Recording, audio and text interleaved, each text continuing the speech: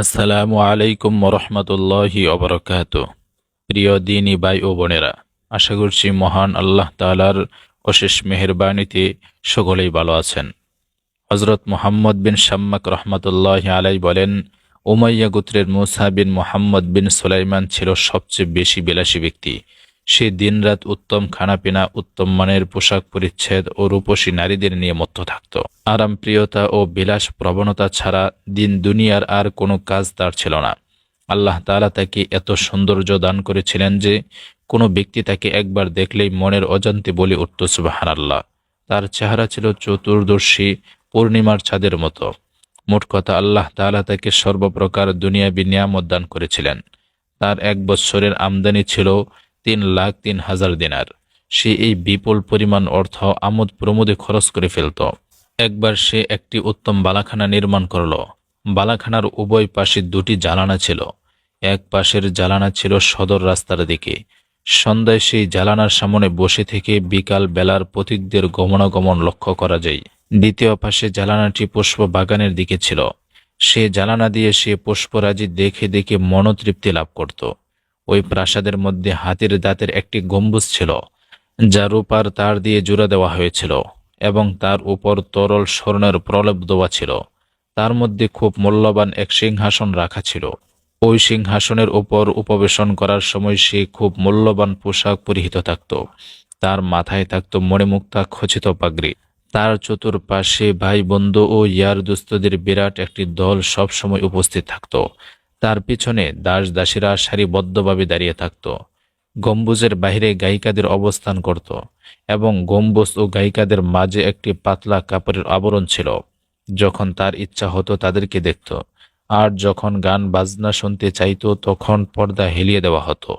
ফলে গায়িকারা গান গাইতে শুরু করত। আবার যখন গান বন্ধ করতে ইচ্ছা হতো তখন ইশারা করতে সকলেই চুপ হয়ে যেত। মোট কথা, এভাবে তার রাত কেটে যেত। গভীর রাতে যখন বন্ধু বান্ধবরা বিদায় নিয়ে চলে যেত তখন সে দাসীদের মধ্যে যাকে ইচ্ছা তার সাথে রাত্রি যাপন করত। সকালে দাবা খেলা ও পাশা খেলার আসর জমিয়ে দিত। কেউ তার সামনে রোগ ব্যাধি, মৃত্যু ও দুঃখ কষ্টের আলোচনা করতে পারত না। বিভিন্ন ধরনের আজব গল্প, কাহিনী ও কৌতুক তার সামনে পেশ করা হতো। সে প্রতিদিন নতুন নতুন পোশাক ও নতুন নতুন খুশবু ব্যবহার করত। এভাবে তার দীর্ঘ 27 বছর কেটে গেল। এক রাতের ঘটনা। সে নিজ অভ্যাস অনুযায়ী খেল তামাশায় মত্ত ছিল। রাতের কিছু অংশ শুধুমাত্র অতিবাহিত হয়েছিল। হঠাৎ একটি করুণ আর্তনাদের আওয়াজ তার কানে ভেসে আসলো। আওয়াজ শুনে তার অন্তরে একটা ব্যথা অনুভব হলো। সে গায়িকাদের গান বন্ধ করার নির্দেশ দিয়ে আওয়াজটা লক্ষ্য করে গম্বুজের জ্বালানি দিয়ে মুখ করল। একবার আওয়াজটা সে শুনতে পায়, আরেকবার শুনতে পায় না। সে গোলামদের বলল সেই আওয়াজদাতাকে নিয়ে আসার জন্য। গোলামরা আওয়াজদাতার তালাশে বের হলো। তারা আওয়াজদাতার কাছে পৌঁছে দেখে আওয়াজদাতা এক যুবক। সে খুবই দুর্বল।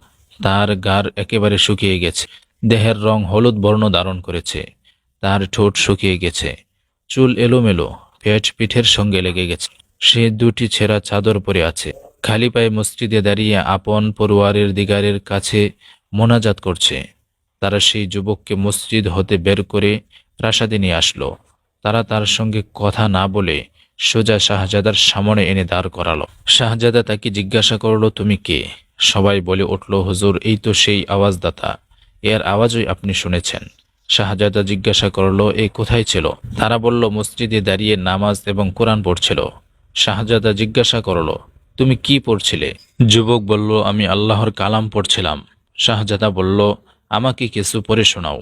তখন যুবক আউযুবিল্লাহ ও বিসমিল্লাহ পড়ে সূরা মুতাফফিফিনের কিছু আয়াত পড়ে শোনালো।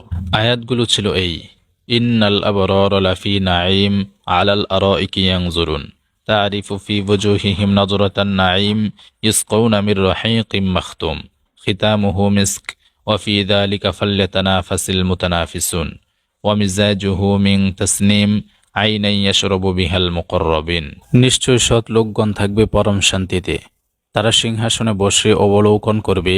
আপনি তাদের মুখমণ্ডলে স্বাচ্ছন্দ্যের সজীবতা দেখতে পাবেন। তাদেরকে মোহর করা বিশুদ্ধ পানীয় পান করানো হবে। তাতে মোহর থাকবে মিশকে আম্বরের। সুতরাং এই বসে প্রতিযোগিতাদের প্রতিযোগিতা করা উচিত। আর তার মিশ্রণ হবে তাসনিমের পানি। তাসনিম একটা ঝর্ণা, যাহার পানি পান করবে নৈকট্যশীলগণ। যুবকটি উক্ত আয়াত তেলাওয়াত করে তার অর্থ শুনিয়ে শাহজাদাকে বলল, আরে তুমি তো দোকান মাঝে পড়ে আছ, কোথায় সে আরাম আয়াস আর কোথায় তোমার এই প্রাসাদ আর জমকালো অনুষ্ঠান? তুচ্ছ এই মাটির সঙ্গে আর সে আজিমের কি তুলনা থাকতে পারে? সেখানে পালঙ্কের উপর সুউচ্চ বিছানা বিছানো থাকবে, তার আবরণ থাকবে রেশমি কাপড়ের।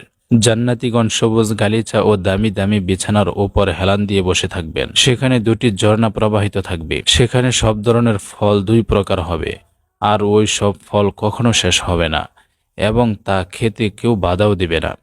বেহেশত খুবই মনোরম আরাম আয়েশের জায়গা।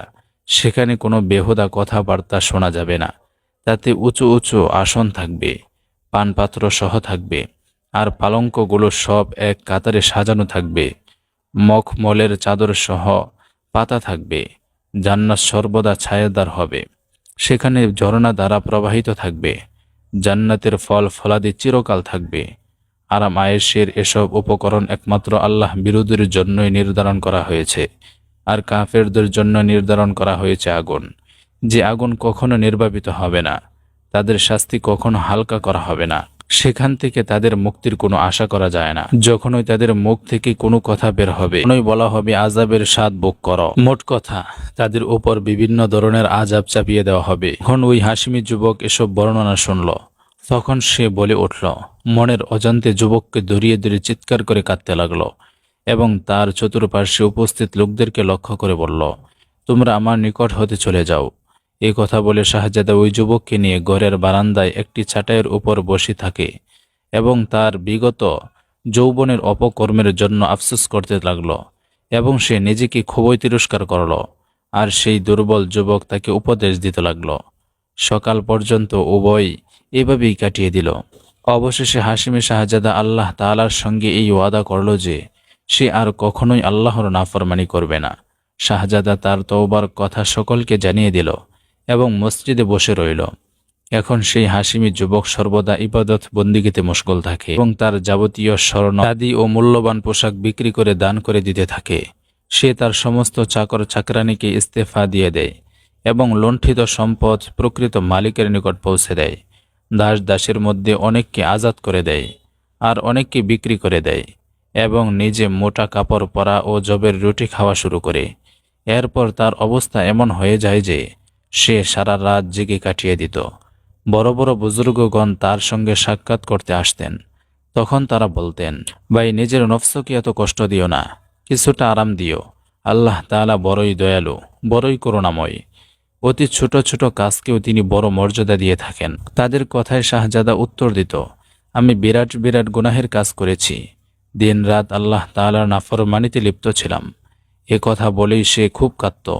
অবশেষে একদিন সে খালি পায়ে মোটা কাপড় পরে হজ্জের উদ্দেশ্যে রওনা হয়। সে ওই সফরে নিজের একটি পেয়ালা ও পথ খরচ ছাড়া আর কিছুই সঙ্গে রাখেনি। এভাবে সে মক্কা শরীফ গিয়ে পৌঁছে এবং হজ আদায় করে। হজ শেষে সে ওইখানেই অবস্থান করে এবং কিছুদিন পর তিনি মৃত্যুবরণ করে। মক্কা থাকা অবস্থায় তার হালত এই ছিল যে সে রাতে হজরে আসওয়াদের নিকট গিয়ে কাঁদতে থাকে এবং বিগত দিনের অপকর্মের কথা মনে করে আহাজারি করতে থাকে এবং বলতো, হে আমার পরওয়ারদিগার, হে আমার মাওলা, আমি বহুদিন পর্যন্ত গাফেল ছিলাম এবং বহু বছর পর্যন্ত গুনাহে লিপ্ত ছিলাম। হে আমার মাওলা, আমার তো কোনো ন্যাক আমল নেই, শুধু গুনাহ আর গুনাহ। যেদিন আমি আপনার সঙ্গে মিলিত হব এবং আমার আমলনামা খোলা হবে, সেদিন তো আমার গুনাহের পাহাড় প্রকাশ পেয়ে যাবে। সেদিন আমার কি হবে? কিভাবে আমি মুখ দেখাবো? হে আমার মাওলা, এখন আপনি ছাড়া আমি কার কাছে আশ্রয় নেব? কার কাছে যাব? কার উপর ভরসা করব? হে আমার মাওলা, আমি তো এর যোগ্য নই যে আমি আপনার কাছে জান্নাত প্রার্থনা করব। আমি আপনার অসীম দয়া ও অনুগ্রহে শুধু এতটুকু ভিক্ষা চাই, আপনি আমার সমস্ত অপরাধ ক্ষমা করে দিন, কেননা একমাত্র আপনি ক্ষমার অধিকারী। আমিন।